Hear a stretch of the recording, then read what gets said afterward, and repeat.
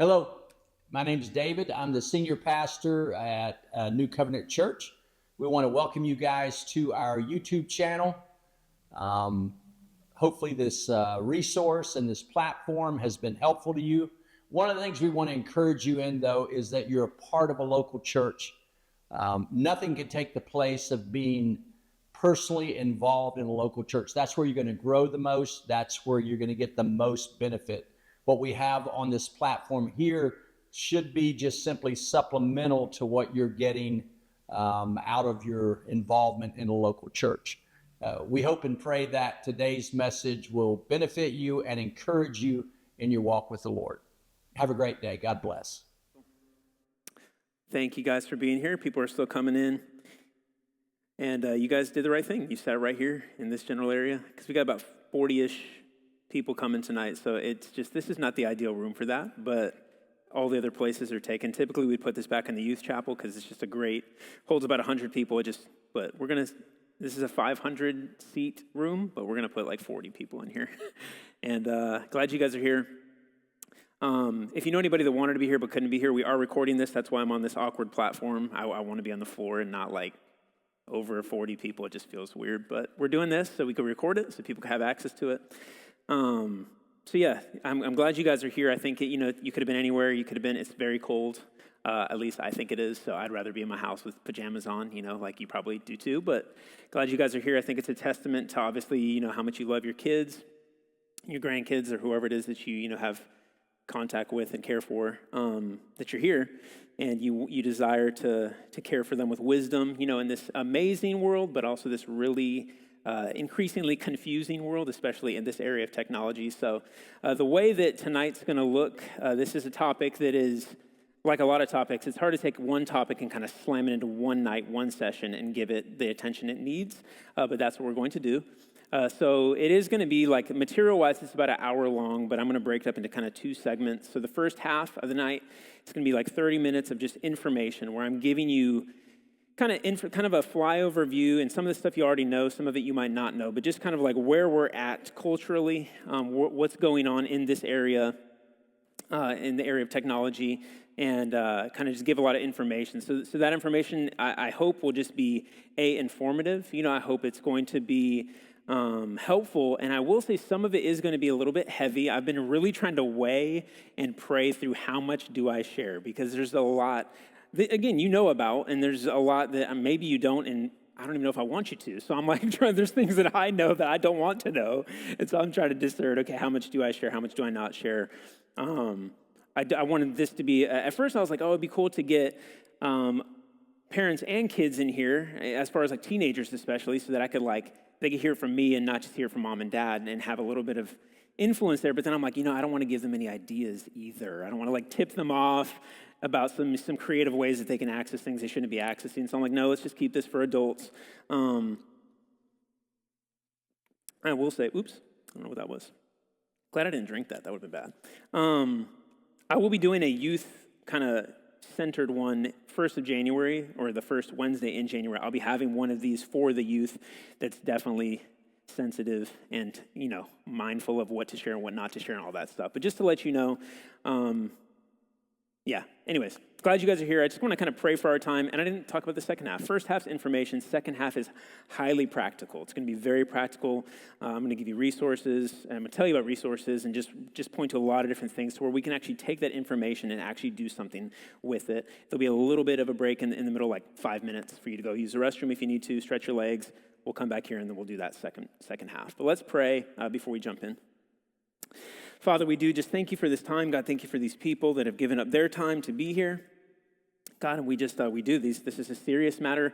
It's not exciting at all, but it is serious and it matters. And so we are here because we want to raise our kids, our grandkids with care, God, with wisdom, and to know how to navigate this world that we're in, Lord. And so would you just be here with us, be in this talk, and God, just lead us and guide us and give us that hope and give us that direction that we need to raise our kids well. God, in Jesus' name we pray.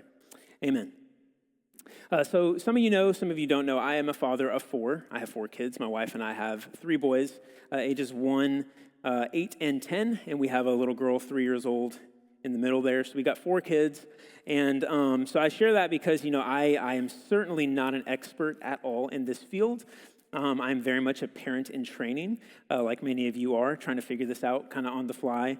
And, I will say, I've devoted a lot of time to this subject. And some of that's personal, some of that's from my own story, just in the way that technology has formed me into a man, and some of the even harms that I experienced as a kid, and how that still is a part of me today, that God's still doing work in. Some of that's been part of the reason I study it and care about it so much. Some of it is just having kids and just seeing this world new technology. It seems like every couple weeks something else is out there. You're hearing a story, you're seeing something else, and I just want to know. I've just had that personal curiosity to where I have done a fair amount. I'm again far from an expert. I'm just a researcher, and I've just done some study there. So most of my credibility, though, is just from my own experience, and the way technology has shaped me has kind of prompted me to do some study in this area. But I do want to start by saying technology is not inherently evil. Technology is a tool, right? All technology is a tool. It can be used for creativity. It can be used for learning, for research, for staying connected with others. But it is a tool that we have to be careful with, because it does come with dangers, with places where we get away from it being a tool and it becomes something that can be harmful to us and harmful to our kids especially. Again, it really is kind of evolving like this. Just the modern technology that we're using nowadays, it's just moving so fast. I don't know if you felt that, where it just feels like it's hard to keep up with, like what all is going on out there, what your kids are looking at. There's now artificial intelligence, which is just a whole new animal. But we really do live in a world where technology just is moving crazy fast, and it's hard to keep up with. That's not to say, obviously, that we abandon it and that we go back to how things used to be. I don't think that's possible. I don't think that's even recommended, but it does require that we, as Christians and as Christian families, use it differently. That we pursue, use it with wisdom, with intentionality, with discernment, and with a plan. That's why I want tonight to be super practical, not just talking about all the dangers, not just giving the information, but really giving us, opportunity to make some concrete changes in our families. So,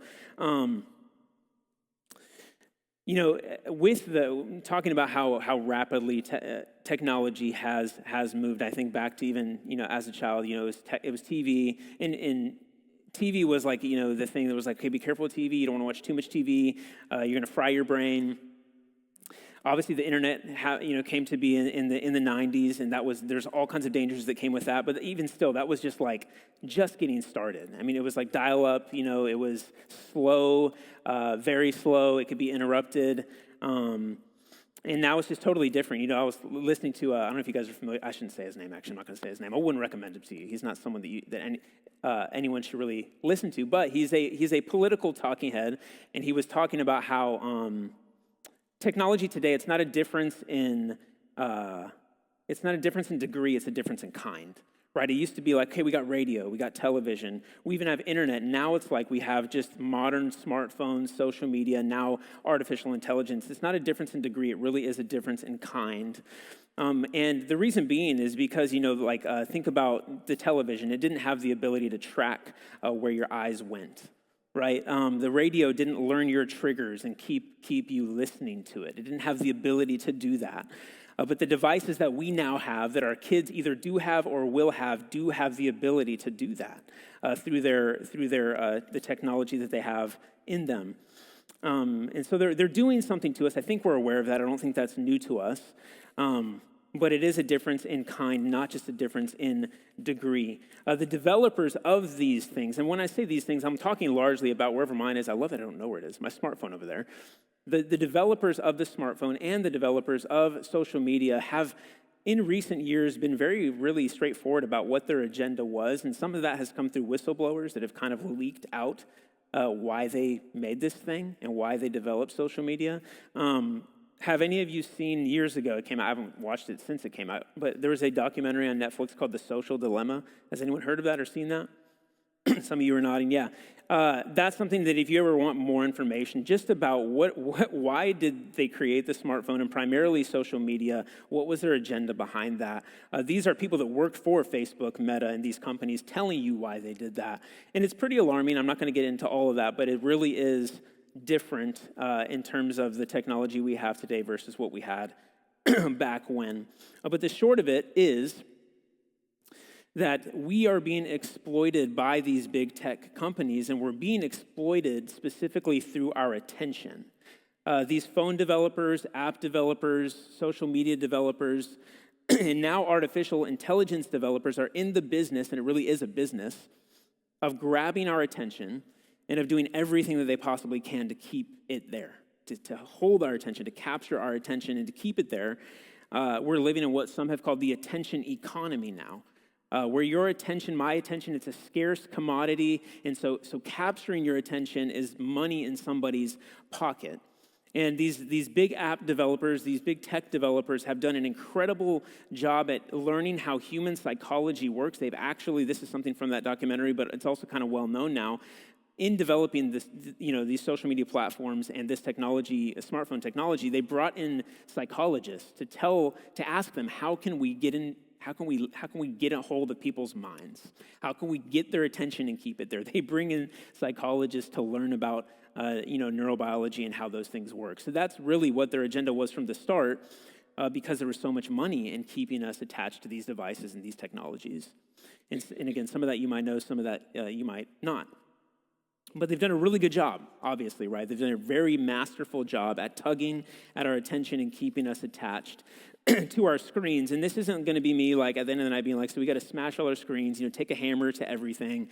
It's not going to be like that at all, but I do think it's important that we know that and that we do something with that. I remember watching that documentary years ago, being like, this is so gross. Like this is ridiculous. Like, they're doing this. And then like an hour later, I'm like logging into Facebook and I'm like, what is wrong with me that I know that and I don't care enough to change, right? We don't want to be that way. Obviously, there's more dangers, far more dangers, as we'll talk about, than just, greedy people trying to get our attention. There's a lot more out there, which we're going to get into. But I do think it's important to kind of note that, because it obviously isn't just affecting us, right, and stealing our attention and addicting us, and we feel all those things, right, and we'll get into some of that, but if it's affecting us in that way, it's certainly affecting our kids that way. It's affecting the youth that way. And so what do we do? And I'm sure you've experienced that in your own, evaluation of your kids and their attention spans and whatnot. So kind of on that note, this is kind of a very small kind of brain science bit here, but, and you've probably heard of it, there's part of our brains called the prefrontal cortex. And this is the part of the brain, it's responsible for planning, for self-control, for decision-making, and for emotional regulation.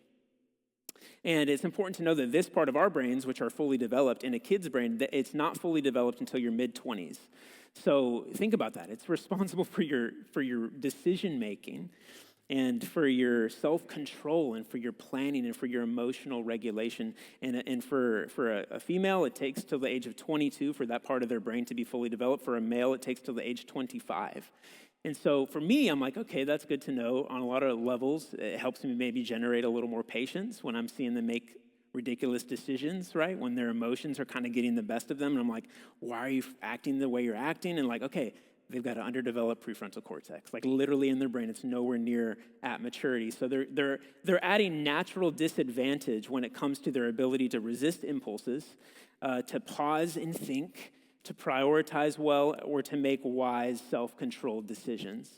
And so if using technology is challenging for us, if we feel the pull, we feel the tug, we feel our attention being, captured even more so, far much more so with our kids, with people with underdeveloped prefrontal cortexes. So it's not only, as I said, attention that's being stolen. It is their childhood.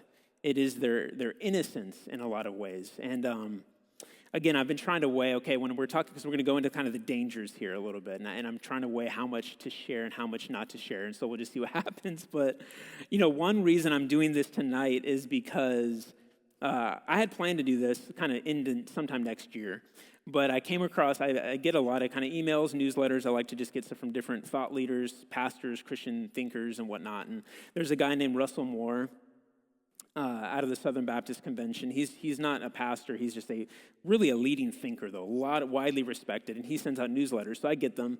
Sometimes I read them, sometimes I don't. He sent one out about a month ago, and he leads by saying, I need to let you know, reader, that like this one it has a big trigger warning on it. I want you to know, like you genuinely might not want to read it. Never seen him do that. He's not like a sound the alarm kind of guy. And it was all about kind of the evolution of pornography and how it's just going to some new territory. And I'm sure some of the stuff you've heard about. And I kind of keep a pulse on that stuff to know kind of like what do we need to be aware of. I had never heard of this one's not getting any attention, and I'm not going to tell you what it was because it needed a trigger warning for sure. But I remember reading that, and then he cited the study that he was referring to, and I read that full study, and it was just, man, it was so overwhelming. I was kind of messed up by it for a couple days, and I sadly told a couple of the guys upstairs. Our offices are upstairs, by the way, if I'm just pointing up there. And I'm like, I got to tell you something because I can't keep this. I feel too dirty. I gotta share this with you. So anyways, all to say, I read that. It's just kind of a new kind of side trend that's happening in that world. And I was just like, man, like it kind of prompted me to, no, we're doing this now. It was kind of like, I've already had a lot of motivation to do something like this. But reading that article was like, man, like it's just like, why am I waiting? Let's just do it now. So all to say, kind of want to get into kind of some of the dangers. Again, some of these you might know, some of these you might not. You know, one of the ones that I think we're aware of is just the dangers and the harm of comparison culture. This one statistically affects teenage girls more than teenage boys, and this affects all of us, really, let's be honest, at some level. When you're viewing other people's lives and whatever, I think we can, whether we're aware or not, be measuring ourselves in some capacity up to what we're seeing on the screen. But again, with kids, with youth, and especially with teenage girls, comparison culture is huge, and it has huge negative effects on their psyche, on their view of themselves, on their view of others.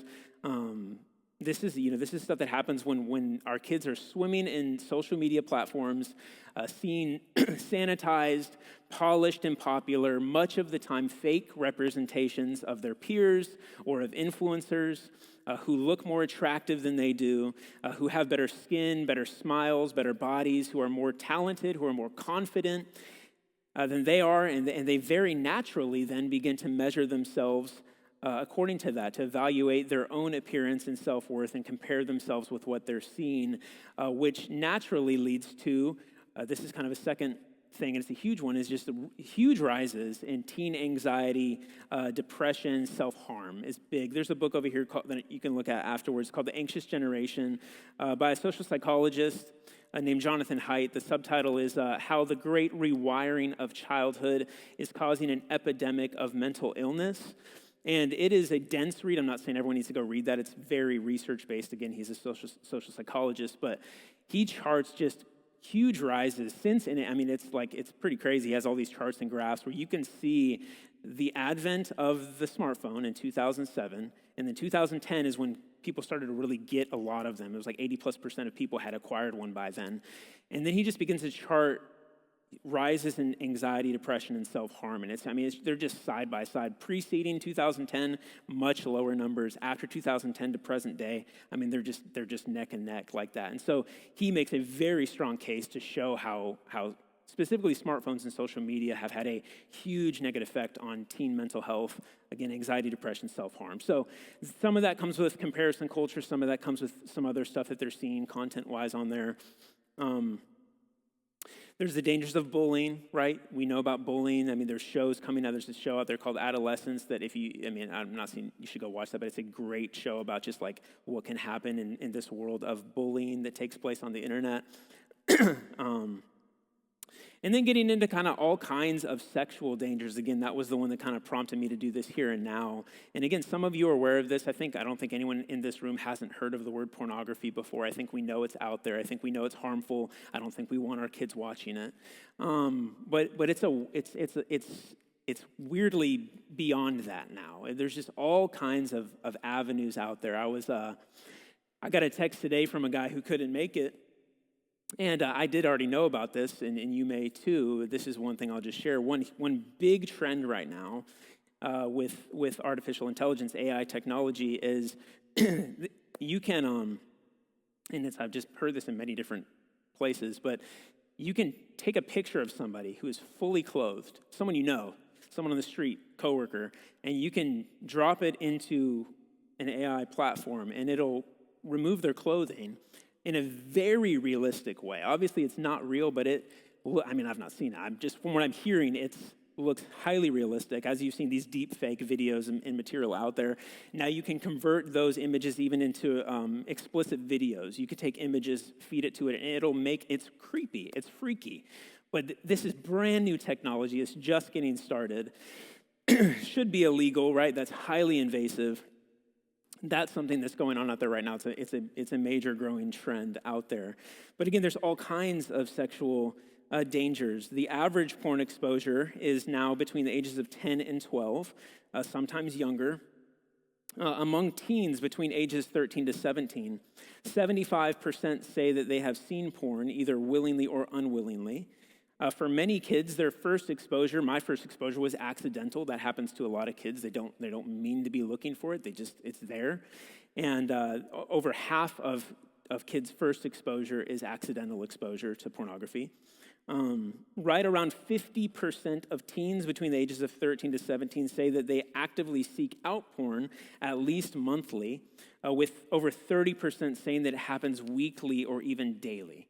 So that's a lot. That's a lot of numbers I'm throwing at you. I know they're not on the screen to follow, but that's a lot of teenagers that are saying, man, it's a huge part of my life. It's not all that surprising, but it's just sad. And that's coming from a 2015 survey, so that's 10 years old. We can definitely assume that those numbers are certainly higher than that now. And again, I don't know what you think about porn. I don't know what you know about porn. It's not harmless. It's not Boys Will Be Boys. It's not Playboy magazine anymore. That's almost like classy now, honestly. I'm not saying that's okay. I'm just saying comparatively, it's nothing like that anymore. It's literally ruining people's lives. It is the cause out of one of two divorces. You can, this is out there for you to Google and find out, but it's literally one of two divorces ends because the spouse has an excessive interest in pornography. It's giving teenagers erectile dysfunction. It turns people into objects. It desensitizes the brain to where viewers want to chase more extreme material. It statistically increases anxiety and depression, and it destroys relationships. And so I just want to be clear on this too. This is also not, and this is one that's new to a lot of people, this is not just a guy problem either. And it hasn't been for a little while now. There's all kinds of data out there that show that this is increasingly a female problem as well. There was a big study done last year by Barna Group. We're always referencing Barna in here. They're a very reputable Christian research company.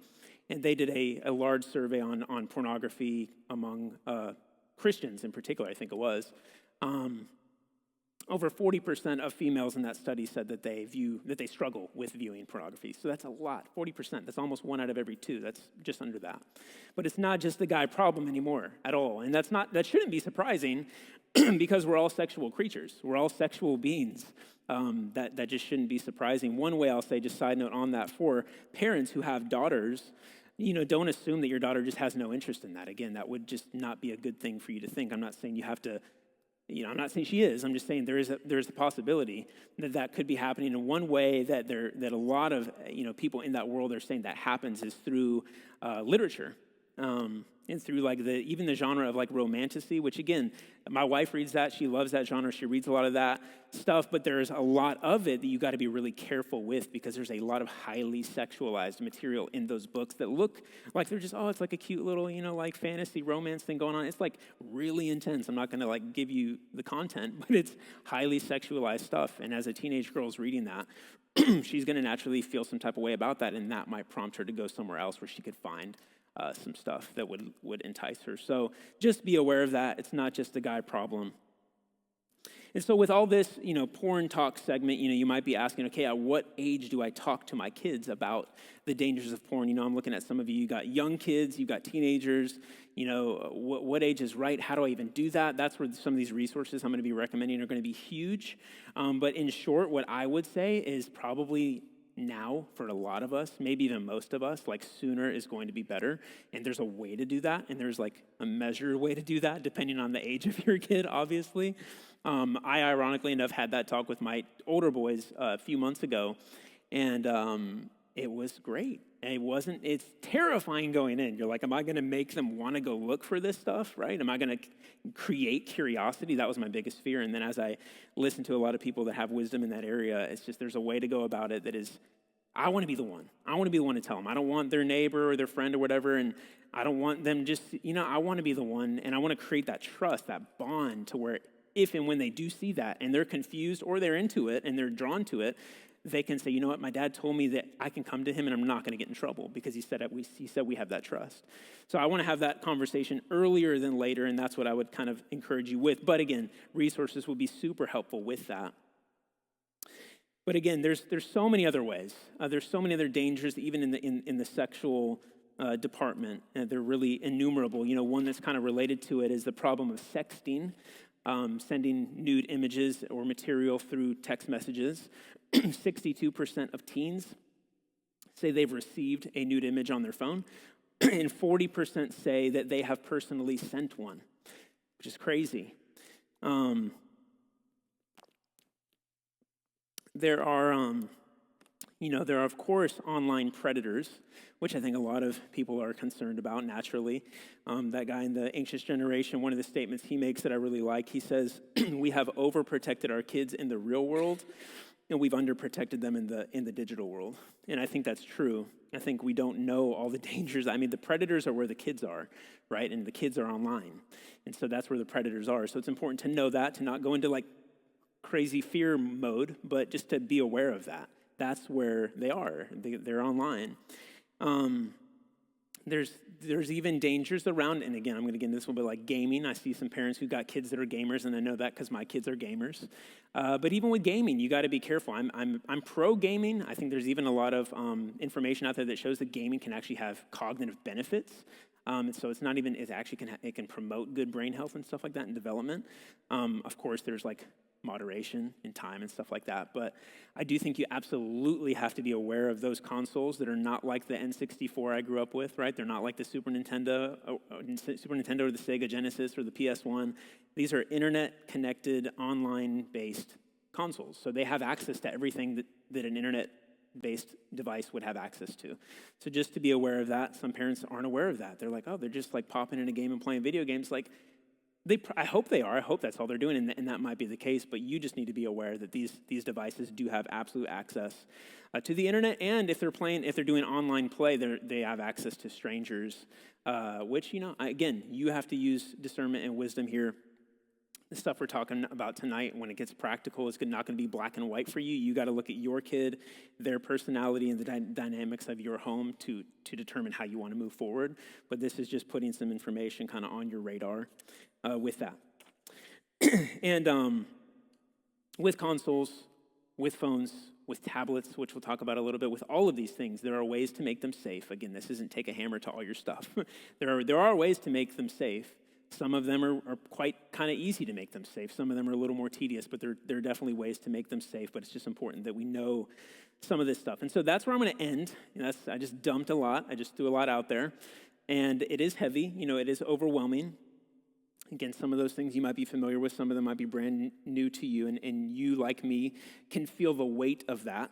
And so, it's burdensome. It's heavy. And I think as we feel that weight, it's important to hold that alongside the reality that we really do serve a God that is always good. He's always faithful. He's always present in our struggles as parents and in the challenges that we face. And he loves our kids more than we actually love our kids, which is hard to. I love my kids. Like, I would die for my kids, right? But he loves them infinitely more than we do. And so we can trust him, right? We can have comfort in that. At the same time, he calls us as parents, right? Not to be paralyzed by fear and not to be apathetic about it, but to do something with the information that we receive, right? He calls us to be guides and to protect our kids to the best of our abilities. And so whether we like it or not, this is the world that we live in right now, right? So what do we do with all this info? How do we move forward? What steps can we take? We're going to talk about that again in just a little bit, but I just want us to have courage. Right, that's why I don't want you to, I know it's weighty and it's heavy and it's a lot, but I want us to have courage. I want us to take this information and to take action with it.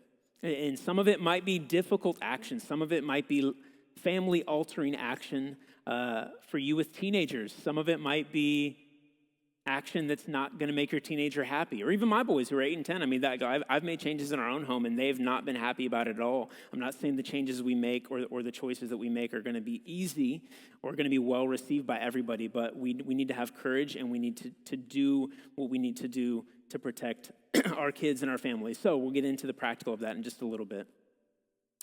And I'll say this in the second half as well, but I'm not advising anyone after tonight to steamroll their kids by saying, "Give me your phone now.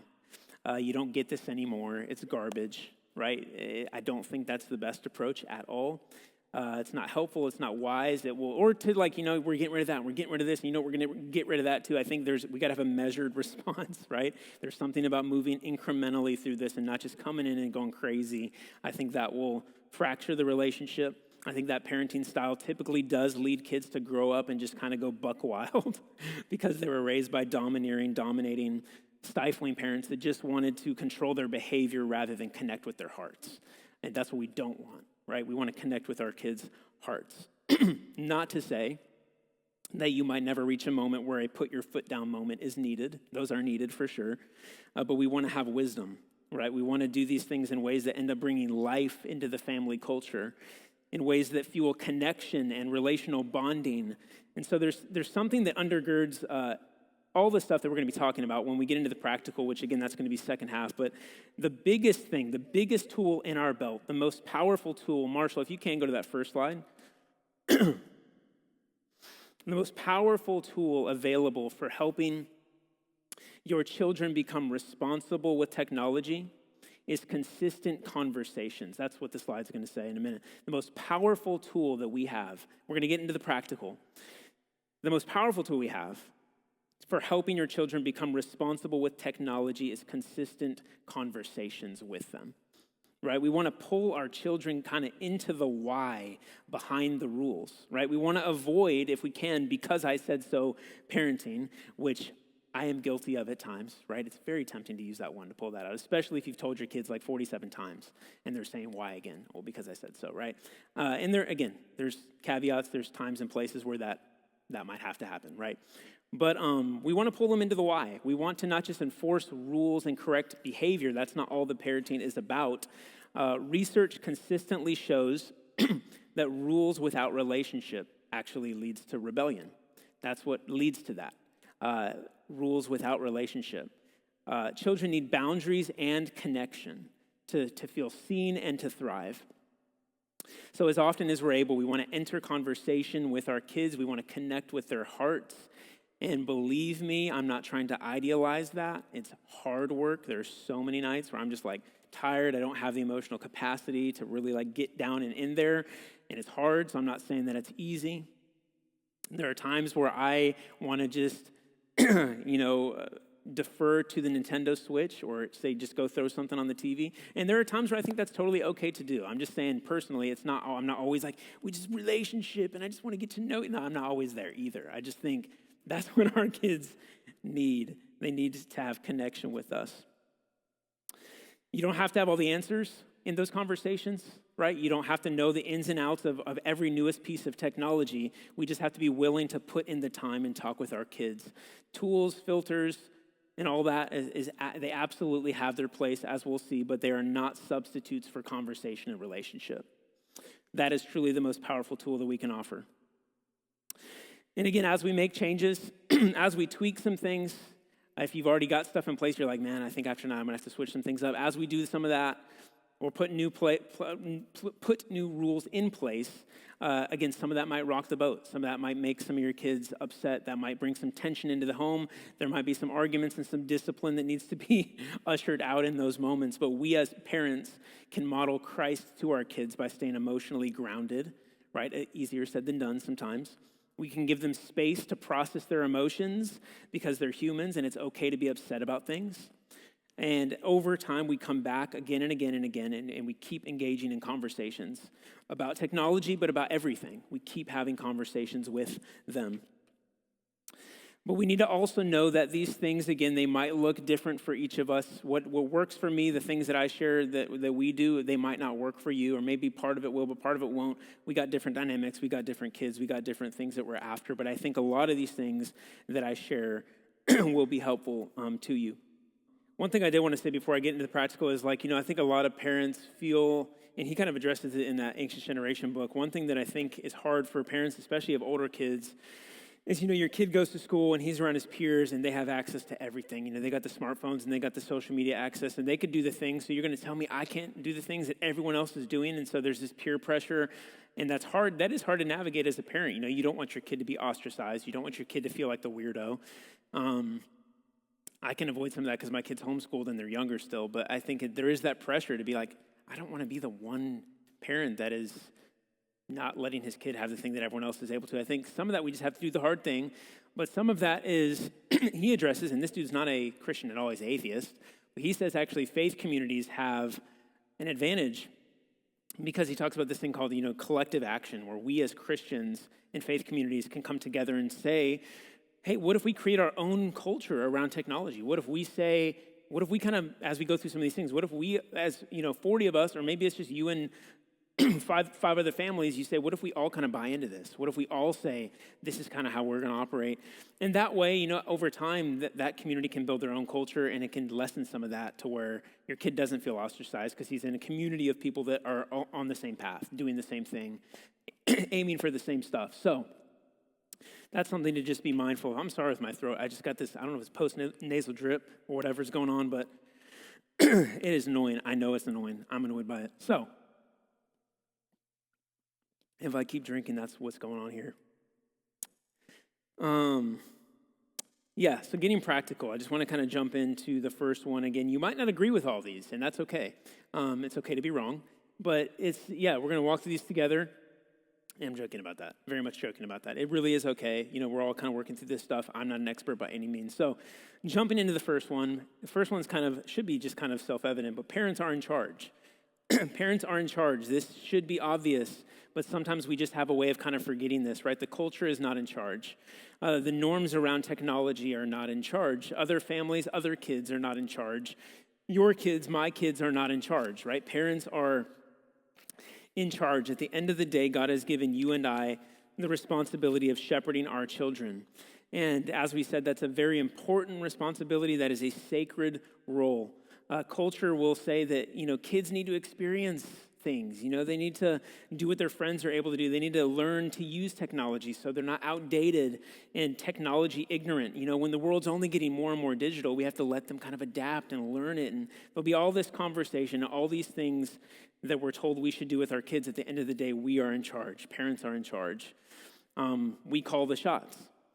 There's an author named Dr. Becky Kennedy. She frames it up by saying parents are the pilots, they're not the passengers, right? So if there's a storm coming, I don't know anything about flying planes, but I imagine if there's a storm coming on the radar or the horizon or whatever, the winds shift and there's something that's harmful in the path of that plane, that pilot is going to alter the course, change directions, do something different, right? That's what we as parents are called to do. Change directions when necessary. Move in a different direction because we're the ones flying the plane. We're the ones that have that authority.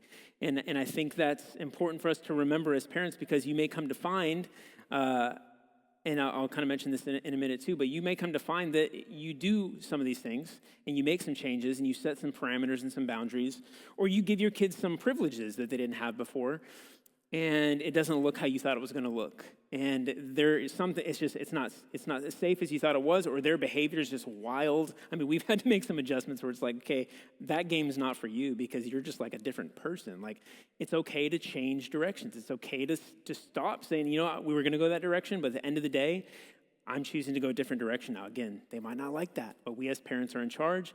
We have to make the call on that one.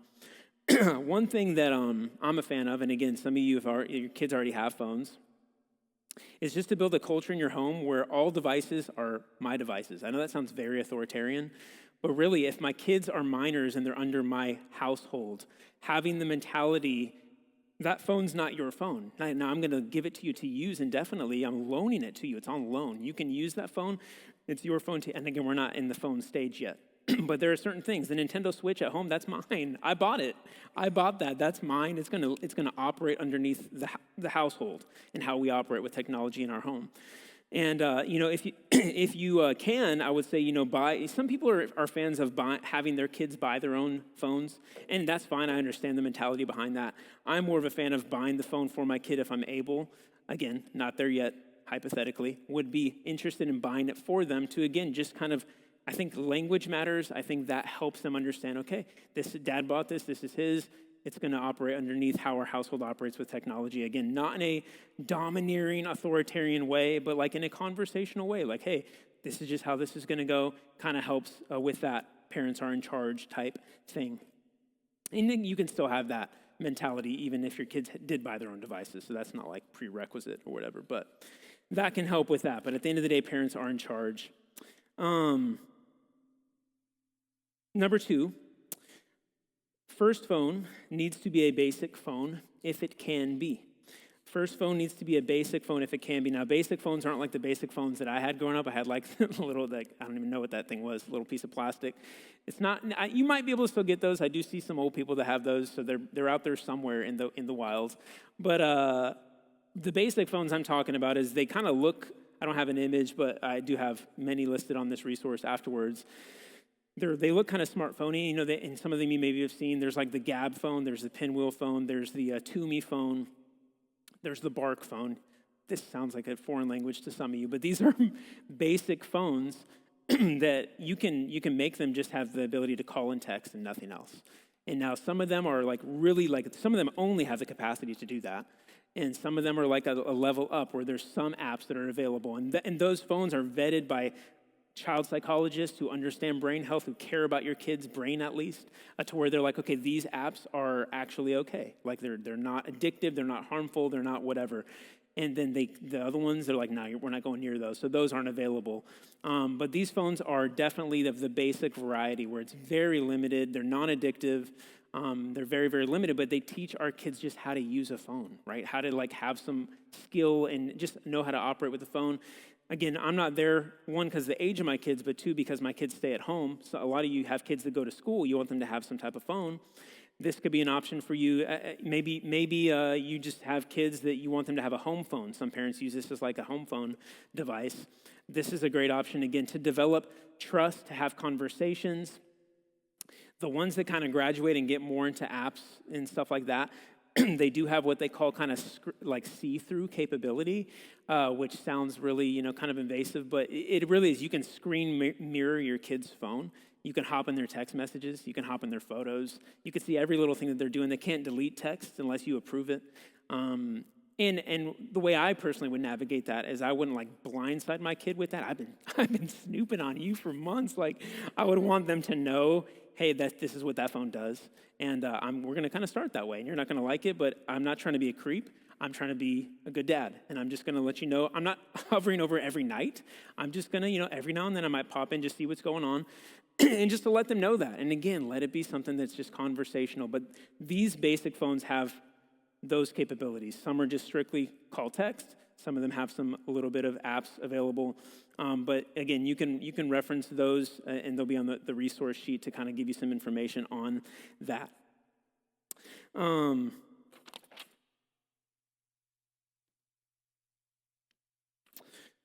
Sorry, I gotta find my spot. Totally left my notes there. That's fine.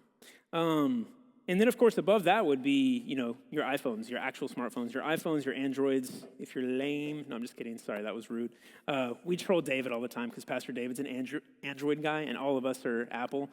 So he's just group texter, just awful. He's just terrible. Can't do anything. He refuses to move over to Apple. But above the basic phones, of course, would be your iPhones, your Androids. And we'll get into that in a little bit, like when are those, when should we be thinking about those and this and that. I will say with all of these devices we talk about, as I said, there are ways, even with iPhone and Android, my iPhone over there, I wasn't planning on sharing this, but I really don't mind at all. So I for a lot of reasons, actually, I have a long history. Now, thankfully, God delivered me a while ago, but pornography addiction was huge in my life. I carried it into marriage. It wasn't just a social user. It was like an addict. To where years ago I was like, I just don't need to have access. I definitely don't need to have open access to the internet. I personally don't think hardly anybody should have unfiltered access to just anything at their fingertips. I don't think that's wise. But so I've chosen, and this is just me, I'm hardcore like that, but my phone, I'm just sharing this not to promote myself, but to say the iPhone can become a dumb phone for sure. I don't have a browser on my phone. I don't have an app store on my phone. I don't have the ability to download apps. If I want to download apps, which I do, I just go, so Matt Doran, I just say, hey, years ago, I was like, hey, can you have a password on here to where he can lock it down to where if I need an app, I go to him, he plugs it in, I download the app I need, and I lock it back.